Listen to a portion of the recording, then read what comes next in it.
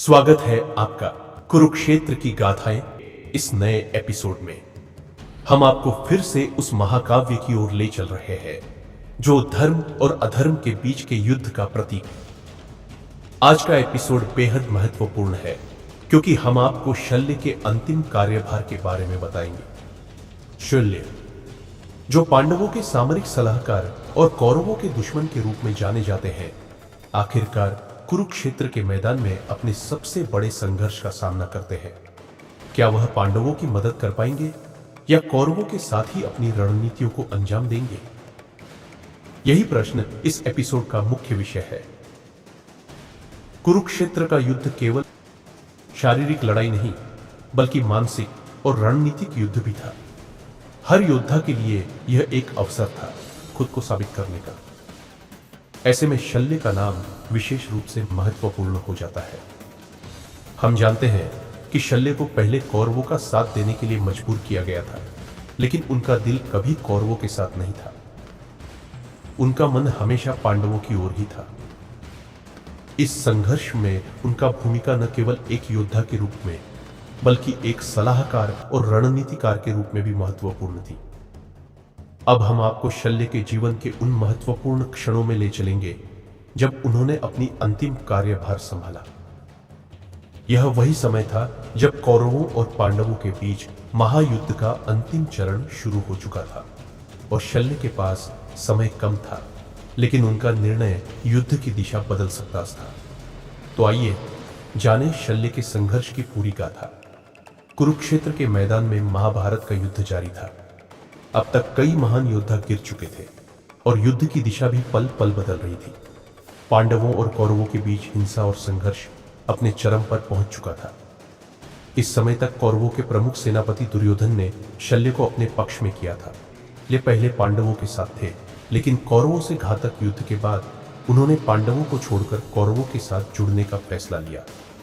वह युद्ध के कर्तव्य के प्रति अपनी निष्ठा बनाए रखते हुए एक कुशल रणनीतिकार के रूप में कौरवों के साथ खड़े। शल्य के साथ सबसे बड़ी समस्या यह थी कि वह कौरवों के सेनापति की भूमिका को समझते हुए भी अंदर से पांडवों की ओर झुके हुए थे। इस मानसिक द्वंद्व में शल्य कई बार खुद को उलझा हुआ महसूस करते थे और इस कारण वह कभी कभी कौरवों के साथ अपनी पूरी शक्ति नहीं लगा पाते। उनका निर्णय पांडवों की ओर लौटने या कौरवों के साथ बने रहने को लेकर असमंजस में था। लेकिन अब युद्ध अपने अंतिम चरण में था। कौरवों के लिए यह अंतिम अवसर था। शल्य को अपनी रणनीति और सैन्य कौशल का पूरा उपयोग करना था। यह समय था शल्य के लिए अपने अंततः कार्यभार को संभालने का। युद्ध में शल्य की भूमिका प्रमुख होती है, खासकर उनके योद्धाओं और रणनीति के मामलों में। शल्य का नाम सुनते ही युद्ध के मैदान में कौरवों की सेनाओं को एक नई दिशा मिल जाती थी। उनकी योजना और संगठन ने पांडवों को कठिन चुनौती दी।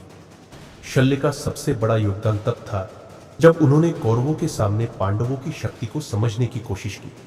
उन्होंने यह समझा कि पांडवों के पास केवल वीर योद्धा ही नहीं बल्कि महान रणनीतिकार भी है। इस स्थिति में उन्हें कौरवों के लिए कुछ ठोस कदम उठाने की जरूरत थी। अब शल्य को इस युद्ध का मास्टरमाइंड बनकर सामने आना था। वह कौरवों के लिए एक गुप्त योजना तैयार करने लगे जिसमें पांडवों के सबसे बड़े योद्धा अर्जुन और भीम को मात देने की रणनीतियां थी। शल्य का युद्ध कौशल इतना प्रभावशाली था कि वह अक्सर अकेले ही पूरे युद्ध को अपनी योजनाओं के हिसाब से मोड़ सकते थे। उन्होंने युद्ध के दौरान पांडवों की कमजोरियों को पहचाना और उन पर हमला करने की रणनीति बनाई। जब युद्ध अपने चरम पर था, शल्य ने यह देखा कि पांडवों की सेना में वीरता का कोई मुकाबला नहीं था। भीम, अर्जुन और युधिष्ठिर जैसे योद्धा कौरवों के लिए बड़ी चुनौती बन गए थे। शल्य ने यह महसूस किया कि अगर कौरवों को विजय प्राप्त करनी है तो उन्हें पांडवों के मानसिक और शारीरिक दोनों ही पहलुओं पर हमला करना होगा। इस दृष्टिकोण से उन्होंने दुर्योधन से कहा कि उन्हें युद्ध में अगला कदम उठाने के लिए सबसे पहले पांडवों को मानसिक रूप से तोड़ना होगा।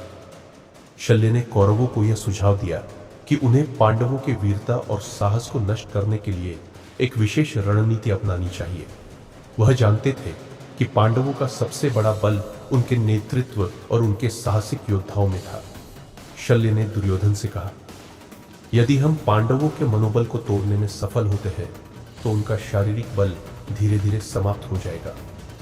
अब शल्य के पास कोई विकल्प नहीं था और उन्होंने कौरवों के पक्ष में पूरी तरह से अपने कदम बढ़ा दिए। यह शल्य का निर्णायक क्षण था और उन्होंने अपनी रणनीतियों को युद्ध में लागू करना शुरू किया, क्योंकि शल्य ने कौरवों के लिए युद्ध में निर्णायक भूमिका निभाई थी। उनका कार्यभार संभालने का यह समय था।